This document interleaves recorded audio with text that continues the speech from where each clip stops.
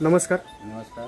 Kishore Hiraman Salve. बैलांसाठी milk चार्जरचा वापर केलेला आहे. बैलांमध्ये सुधार आहे, पचनक्रिया चांगली आहे, शेण चांगलं घट्ट येतं, त्वचा चांगली, चमक चांगली आहे. त्यांना आणले त्यावेळेस बारगड्या दिसायची त्यांच्या. किती दिवसापासून वापर चालू आहे मिल्क चार्जरचा? हा मिनिमम आणल्यापासून 4 महिने झाले. सुरुवातीला जरा केले होते त्यांनी दादागिरी, बर. पण मग नंतर जसं चालू केलं तेव्हापासून मग तसं काय वाटत नाही. काय वाटतंय मिल्क चार्जरचा जर नियमित वापर असेल बैलांसाठी तर काय रिझल्ट बघायला मिळतात? नाही, चांगलं आहे ना. मिल्क चार्जर हे म्हणजे मी अगोदर पण माझ्या नातवाला दिलेलं होतं दूध बर. मिल्क चार्जरचं. डॉक्टरनी तिला रक्त म्हणजे वाढ नव्हती बाळाची, ती बाळाची वाढ नाही म्हणून मेडिकल रिपोर्ट ज्यावेळेस काढले होते त्याला आम्ही ते मिल्क चार्जर द्यायचे दूध.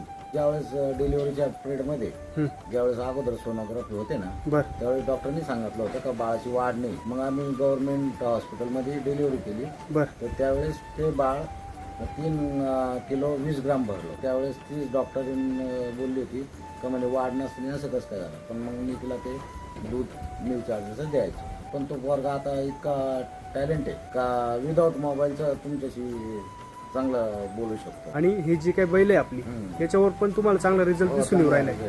अक्षरशः मी विकून टाकणार होतो, पण मग नंतर जसं हे माझं चालूच होतं, चालू असताना मग त्या सगळ्या गोष्टीला ते कॉपरेट करायला लागले. मग आता मुलं राहू दे.